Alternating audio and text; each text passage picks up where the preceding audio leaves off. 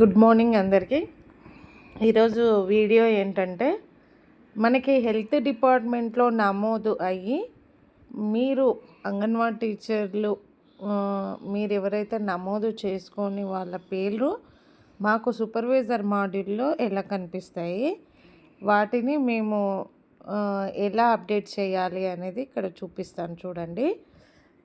తర్వాత ఫస్ట్ ఏంటంటే సబ్స్క్రైబ్ చేసుకోండి, బెల్ ఐకాన్ని క్లిక్ చేయండి, లైక్ చేయండి, షేర్ చేయండి. అప్పుడైతే నేను ఇంకా మరిన్ని వీడియోలు చేయడానికి నాకు ఉత్సాహం వస్తుంది. ఇప్పుడు వీడియోకి వెళ్దాము. మంత్లీ ప్రోగ్రెస్ రిపోర్ట్ సూపర్వైజర్ మాడ్యూల్లో మాకు మంత్లీ ప్రోగ్రెస్ రిపోర్ట్ అని ఒక మాడ్యూల్ సబ్ మాడ్యూల్ ఉంటుంది. అందులో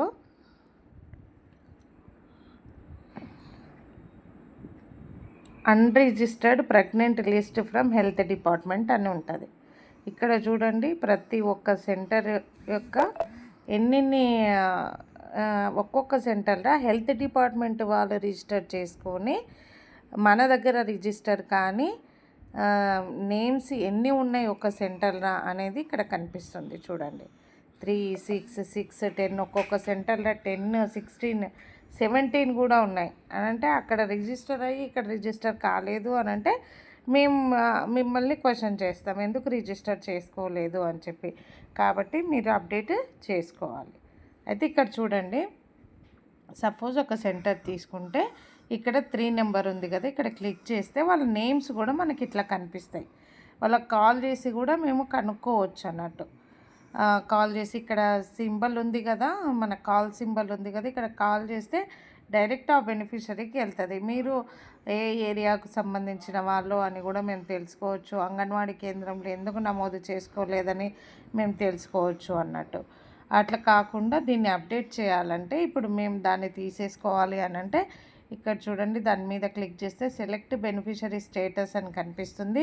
ఇక్కడ this pregnant is not belongs to my sector, మా సెక్టార్ది కాదు అయినా వాళ్ళు నమోదు చేసుకున్నారు అని మేము చేసుకోవచ్చు మిమ్మల్ని అడిగి.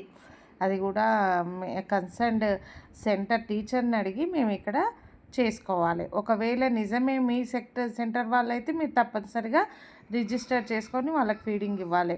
మీ సెక్టార్ వాళ్ళు కాదు అనుకోండి, మాకు చెప్తే మేము ఇక్కడ pregnant women not in my sector, this pregnant is belongs to my sector, మై సెక్టారే అన్నప్పుడు మీరు ఏం చేసుకోవాలి, మేము ఇక్కడ మై సెక్టార్ కొట్టినప్పుడు మీరు రిజిస్టర్ చేసుకోవాలి. మై సెక్టార్ కాదు అనుకున్నప్పుడు మీరు రిజిస్టర్ చేసుకోవాల్సిన అవసరం లేదు.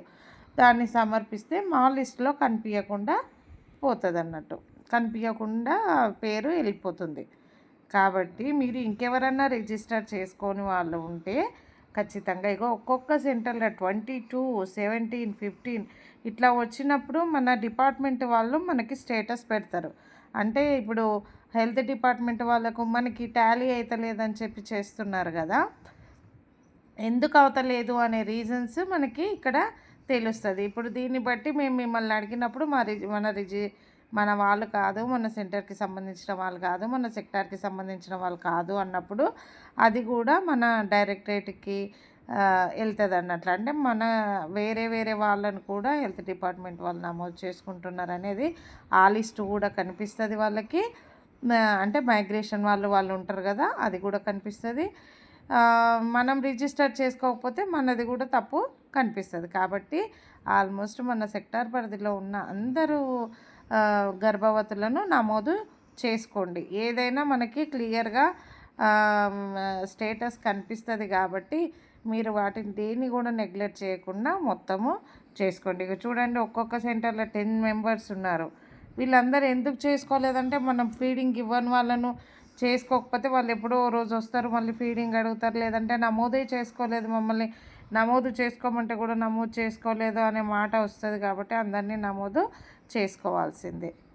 ఓకే, చెప్పిన విషయాలు అంటే వీటి వల్ల ఏమంటే మనం అప్డేట్ కావాలి, ఎప్పుడైనా సరే అప్డేట్గా రిపోర్టు పెట్టుకోవాలి.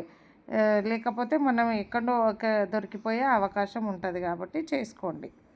ఈ వీడియో మీకు నచ్చిందని అనుకుంటున్నా. నచ్చినట్టయితే లైక్ చేయండి, షేర్ చేయండి, సబ్స్క్రైబ్ చేసుకోండి. ఈ వీడియోస్ నేను పెట్టిన వీడియోస్ మీకు రావాలి అని అంటే గంట సింబల్ని ప్రెస్ చేయండి. Okay, thank you.